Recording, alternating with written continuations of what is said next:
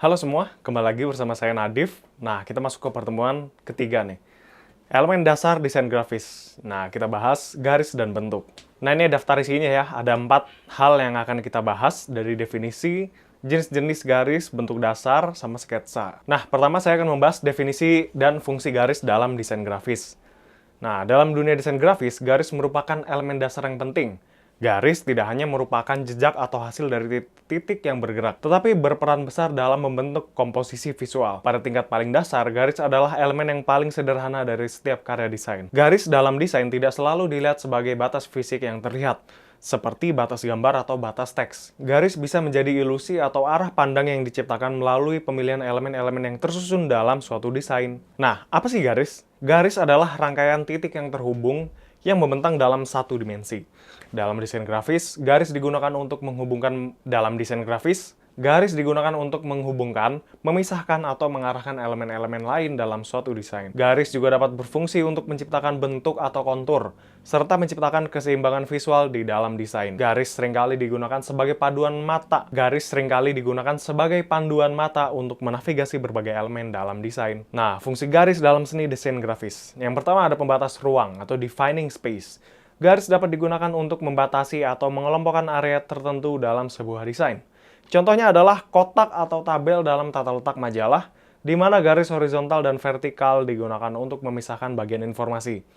Yang kedua ada pencipta keseimbangan atau creating balance. Garis dapat membantu menciptakan keseimbangan visual dengan mengarahkan pandangan mata. Contohnya, dalam sebuah desain poster, garis diagonal dapat digunakan untuk menciptakan harmoni atau dinamika antara objek-objek yang berbeda dalam tata letak. Yang ketiga ada menunjukkan arah atau indicating direction.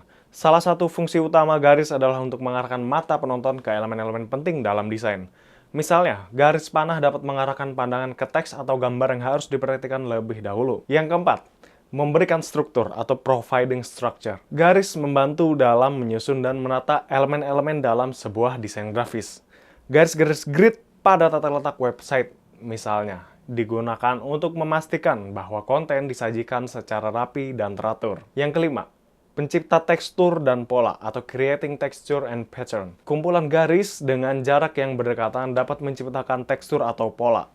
Misalnya, garis paralel atau garis zigzag biasanya digunakan untuk memberikan efek tekstur pada desain atau untuk menambahkan dimensi visual. Yang keenam ada menyampaikan gerakan atau implying movement. Garis yang melengkung atau bergerak ke satu arah dapat menciptakan ilusi gerakan dalam sebuah desain. Ini sering digunakan dalam desain yang ingin menampilkan dinamika dan energi. Nah, selanjutnya saya akan membahas jenis garis berdasarkan karakteristiknya. Yang pertama ada garis horizontal ya, kayak gini nih, garis horizontal.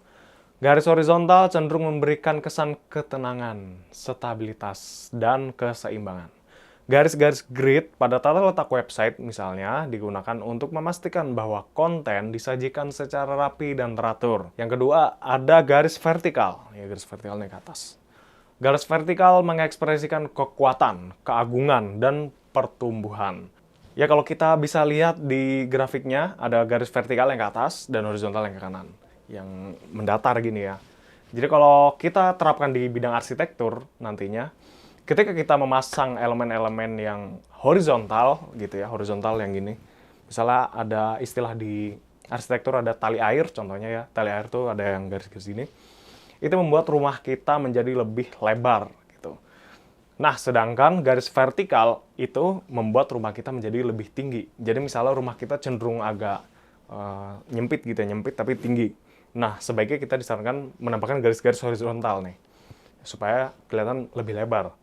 Tapi misalnya rumahnya nggak begitu tinggi atau ada di dalam ruangan, di dalam kamar misalnya tingginya nggak terlalu tinggi gitu ya. Nah, kita bisa menambahkan garis-garis vertikal gitu, biar lebih kesannya lebih tinggi. Selanjutnya ada garis diagonal. Garis diagonal sering digunakan untuk menunjukkan gerakan, dinamisme, dan ketegangan. Ini dapat memberikan kesan bahwa desain tersebut dinamis atau bergerak maju. Garis diagonal seringkali ditemukan dalam desain yang inovatif atau dalam kampanye iklan yang ingin menekankan perubahan. Ya, kalau nih ada contohnya nih, garis diagonal itu yang dari bawah kiri ke atas kanan gitu. Tuh gini ya. Selanjutnya ada garis lengkung. Garis lengkung memberikan kesan kelembutan, fluiditas, dan fleksibilitas. Garis ini sering digunakan dalam desain yang lebih santai atau ramah, Seperti dalam logo produk anak-anak atau perusahaan yang ingin menampilkan citra ramah. Ya, kalau garis lengkung ya kayak kurva ya gini, jadi agak melengkung.